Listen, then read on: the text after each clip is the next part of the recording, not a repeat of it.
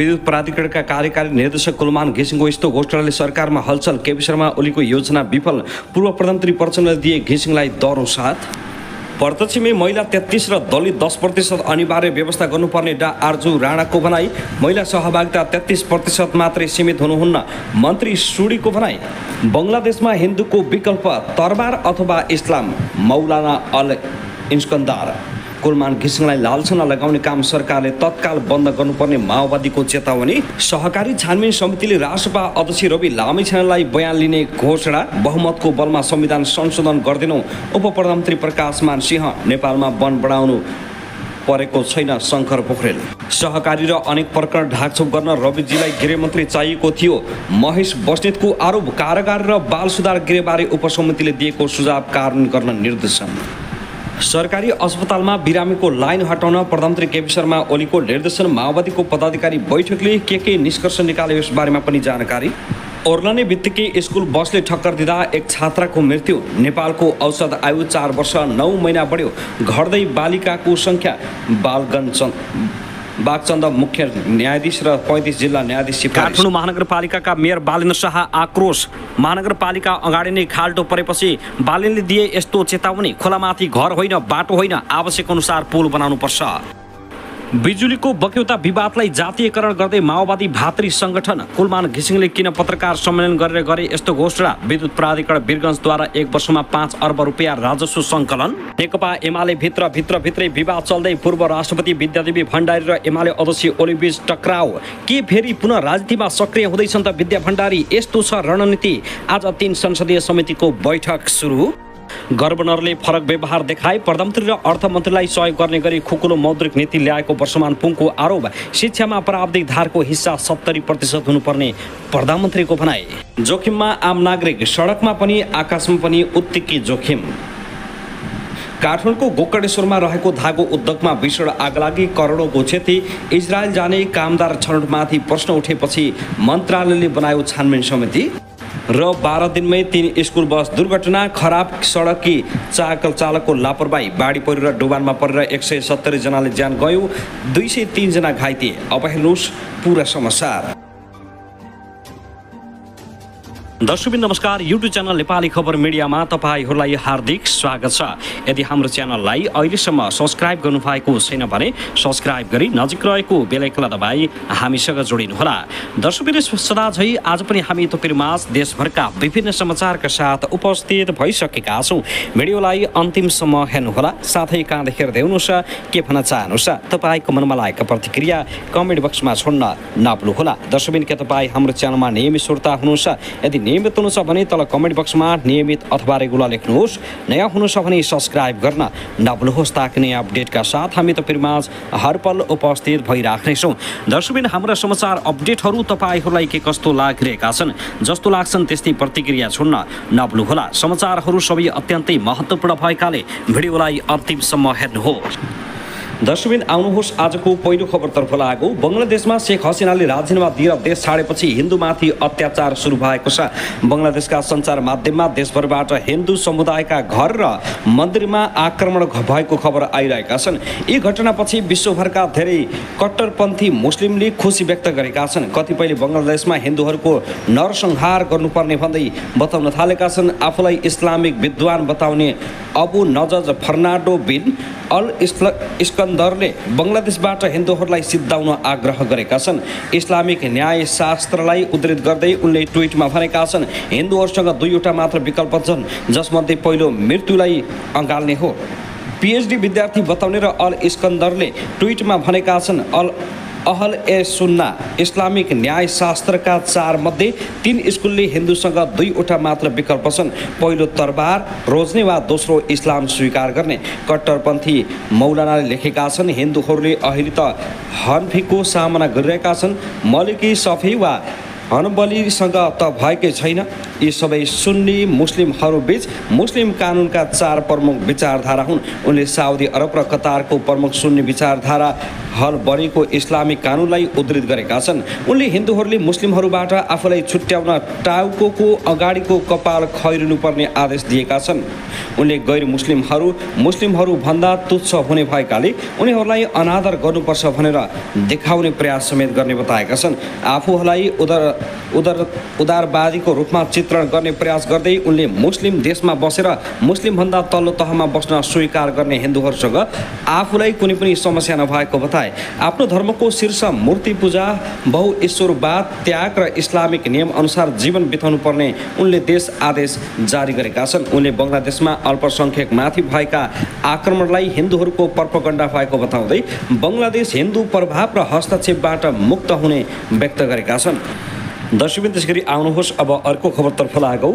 सहकारी संस्था बचत दुरुपयोगको सम्बन्धमा संसदीय छानबिन विशेष समितिले गोर्खा मिडिया प्रणालीका तत्कालीन अध्यक्षसहित पदाधिकारीसँग सोधपुछ गर्ने र राष्ट्रिय स्वतन्त्र पार्टीका सभापति रवि लामिछानेलाई पनि समितिमा बोलाएर बयान लिने भएको छ। शुक्रबार समितिका सभापति सूर्यबहादुर थापाले बैठकपछि सञ्चारकर्मीसँग समितिले सहकारीको छानबिनमा निरन्तर काम गरिरहेको र गोर्खा मिडिया प्रणालीका तत्कालीन अध्यक्षसहित पदाधिकारीसँग सोधपुछ गर्ने उल्लेख भएकाले रासपा सभापति रवि लामिछानेसँग पनि समितिले बयान लिने बताएका छन्। उनले छानबिन सकेर समयमै प्रतिवेदन बुझाउने बताएका हुन्। समितिले प्रतिवेदनको मस्यौदाको काम अगाडि बढाएको छ। सोधपुछको काम र वित्तीय विश्लेषणको काम सँगै भएको छ। सबै प्रक्रियाका आधारमा समितिको प्रतिवेदन तयार हुने र त्यसलाई समयमा नै सम्पन्न गर्ने गरी काम गरिरहेका छौँ। उनले भने गोर्खा मिडिया नेटवर्क प्रणालीका तत्कालीन अध्यक्षसहित पदाधिकारीसँग सोधपुछ गर्ने उल्लेख भएकाले राष्ट्रिय स्वतन्त्र पार्टीका सभापति रवि लामिछानेलाई पनि समितिमा बोलाउनेछौँ। समय अवधिभित्रै प्रतिवेदन बुझाउने गरी तयार गरेको छ। उनले समितिले अहिले सहकारीका सञ्चालक तथा अध्यक्षहरूलाई बोलाएर सोधपुछ गरिरहेको बताएका छन्।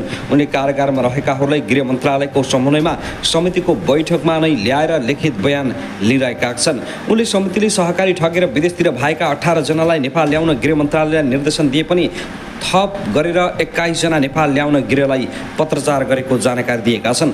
उनले सरकारबाट यसबारे केही जानकारी नआएको बताए। सहकारी बचत अपचन गरेको आरोपमा छानबिनका लागि विदेशमा रहेका 21 जना जरुरी रहेकाले जुनसुकै देशमा भए पनि समितिले समयमा नै छानबिनका लागि ल्याउन सरकारसँग आग्रह गरेको जानकारी दिए।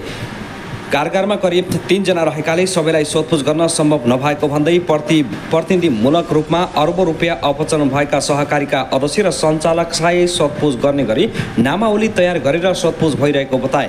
उनले समितिले प्रतिवेदनको मस्यौदाको काम पनि अगाडि बढाउने जानकारी गराएका छन्। सहकारी ठगेर विदेशतिर भएका 18 जनालाई नेपाल ल्याउन गृह मन्त्रालयलाई निर्देशन दिएका छौँ, तर पछि थप गरेर 21 जनालाई नेपाल ल्याउन गृहलाई पत्रचार गरेका हौँ।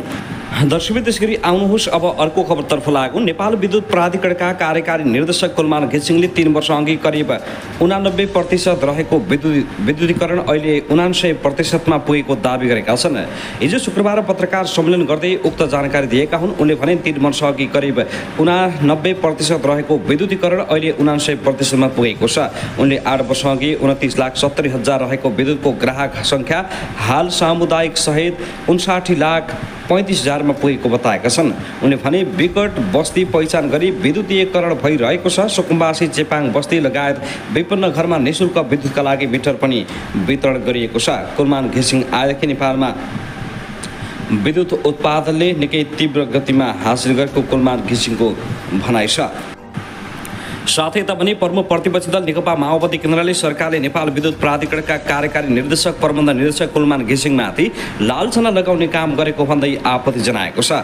काठमाडौँको पेरिस डाँडामा सुरु भएको पार्टी स्थायी कमिटी बैठकले प्रबन्ध निर्देशक घिसिङले सुशासनको पक्षमा गरेको काममा अवरोध हुने गरी विभिन्न गतिविधि सरकार आफैले अगाडि बढाएको उल्लेख गर्दै आपत्ति जनाएको हो। भ्रष्टाचार विरोधी अभियानमा अवरोध आउने खालका कुनै पनि गतिविधि नगर्न पनि सरकारलाई बैठकले सचेत गराएको पार्टीका प्रवक्ता अग्निप्रसाद सापकोटाले बताए।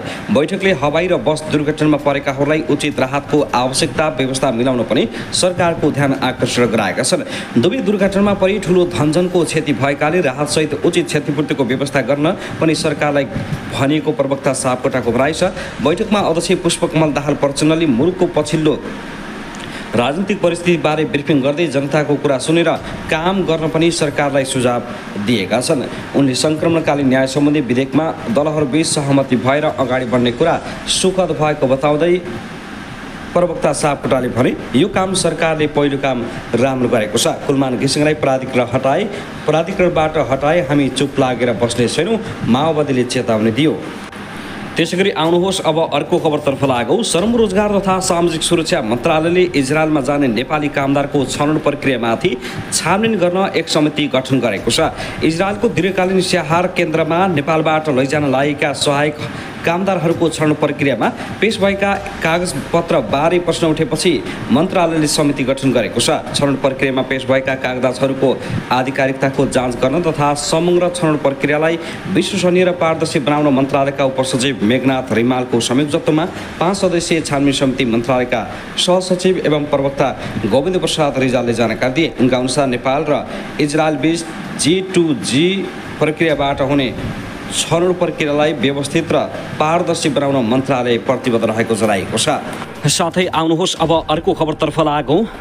हिजो राति काठमाडौँ महानगरपालिका कार्यालय नजिकै भाँसीको सडक टुकुचा खोला रहेको फेला परेको छ। दरबार मार्गमा रहेको महेन्द्र शालिग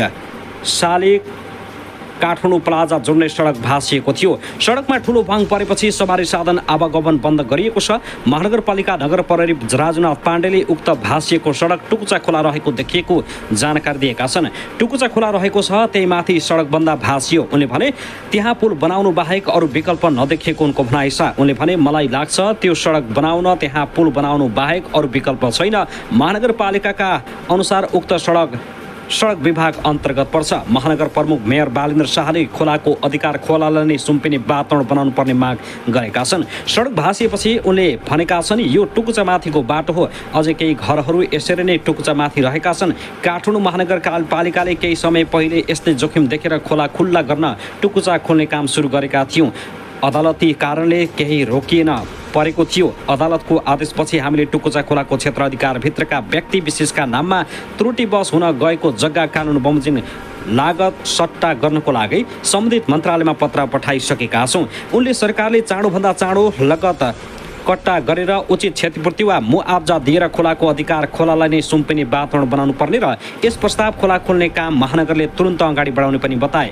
यति त सबैलाई थाहा हुनैपर्छ कि मान्छेले आवश्यकता अनुसार खोलामाथि कतै कतै पुल बनाउन पर्छ।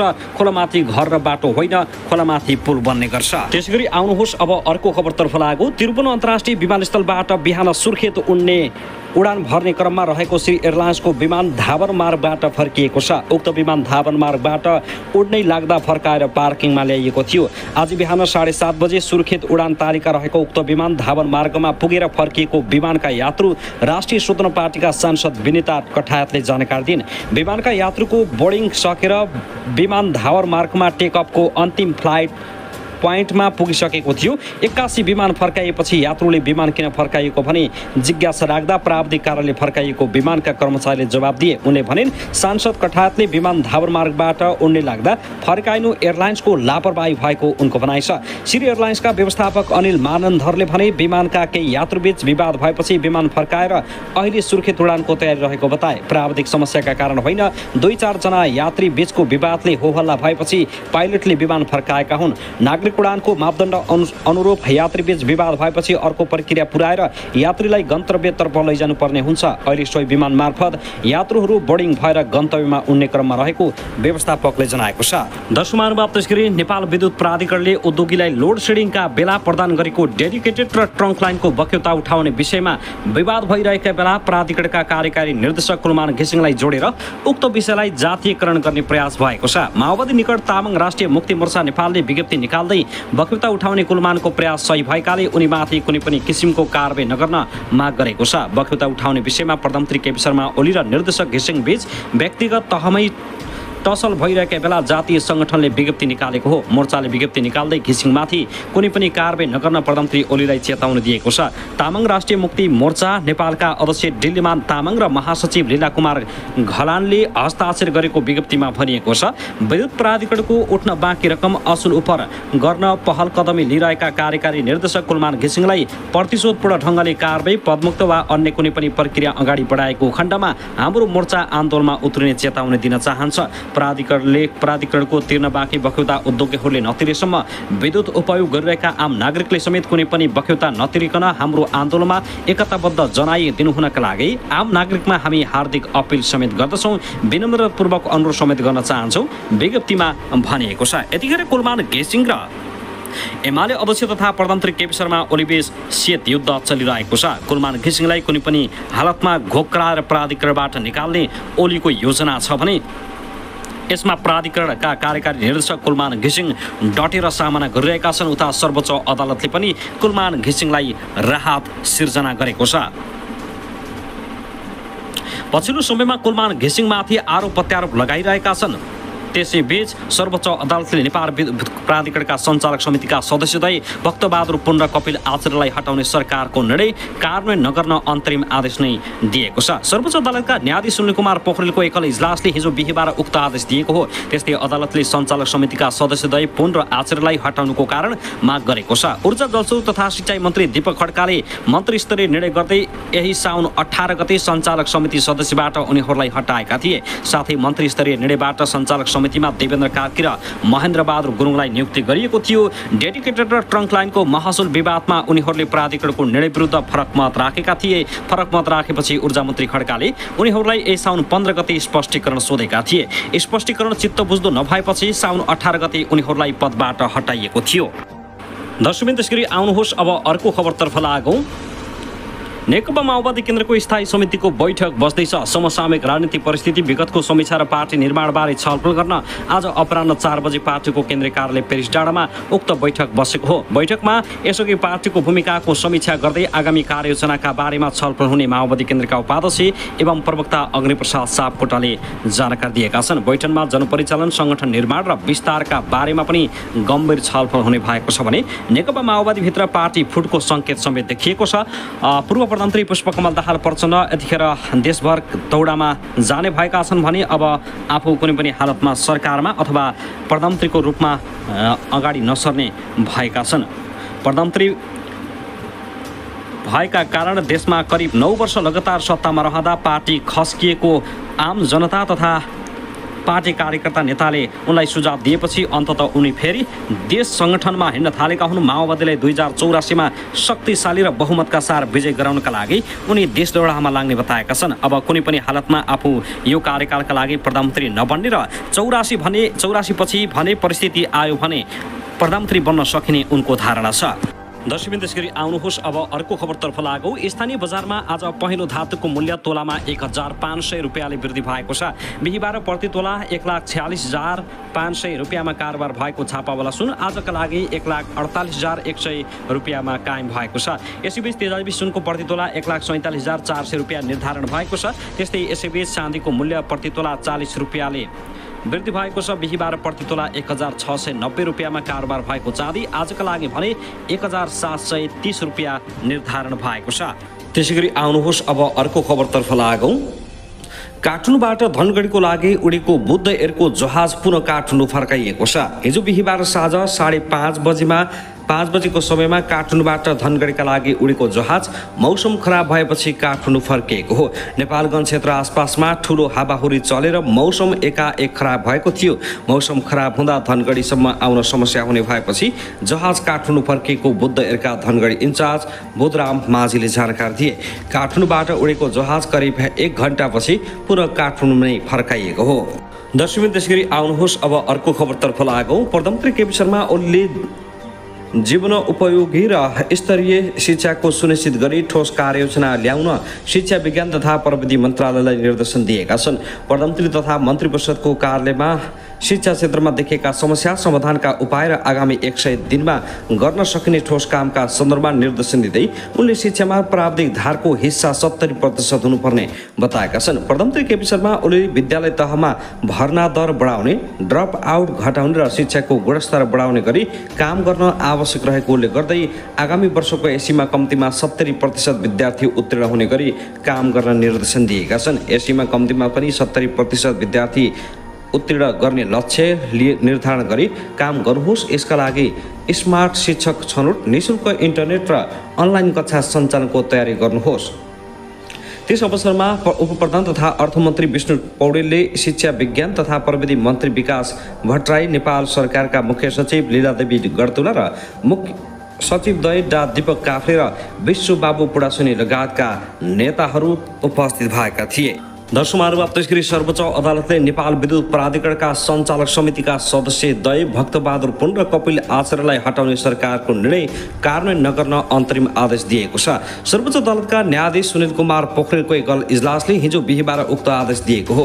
त्यस्तै अदालतले सञ्चालक समितिका सदस्य द्वय पुन र आचार्यलाई हटाउनुको कारण माग गरेको छ। ऊर्जा, जलस्रोत तथा सिँचाइ मन्त्री दीपक खड्काले मन्त्रीस्तरीय निर्णय गर्दै यही साउन 18 गते सञ्चालक समिति सदस्यबाट उनीहरूलाई हटाइदिएका थिए। साथै मन्त्री स्तरीय निर्णयबाट सञ्चालक समितिका देवेन्द्र कार्की र महेन्द्र बहादुर गुरुङलाई नियुक्ति गरिएको थियो। डेडिकेटेड र ट्रङ्क लाइनको महसुल विवादमा उनीहरूले प्राधिकरणको निर्णय विरुद्ध फरक मत राखेका थिए। फरक मत राखेपछि ऊर्जा मन्त्री खड्काले उनीहरूलाई यही साउन 15 गते स्पष्टीकरण सोधेका थिए। स्पष्टीकरण चित्त बुझ्दो नभएको भन्दै साउन 18 गते उनीहरूलाई पदबाट निष्कासन गरिएको थियो। आफूहरूले सरकारको गैरकानुनी तरिकाले हटाएको भन्दै सञ्चालक समितिका सदस्य पुन र आचार्य बुधबार सर्वोच्च अदालतमा गएका हुन्।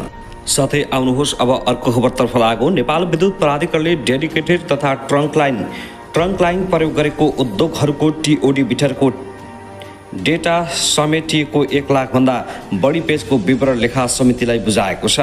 संसदको सार्वजनिक लेखा समितिले माग गरे अनुसार डेडिकेटेड र ट्रङ्क लाइनको सबै विवरण समेटिएको तथ्याङ्क बुझाइएको हो। समितिले डेडिकेटेड र ट्रङ्क लाइन प्रयोग गरेका उद्योग प्रतिष्ठानको टाइम अफ डे टिओडी मिटरको सबै विवरण पेश गर्न प्राधिकरणलाई यसअघि नै निर्देशन दिएको थियो। सोही निर्देशनका आधारमा प्राधिकरणका कार्यकारी निर्देशक कुलमान घिसिङले सबै विवरण उपलब्ध गराइएको जानकारी दिएका छन्।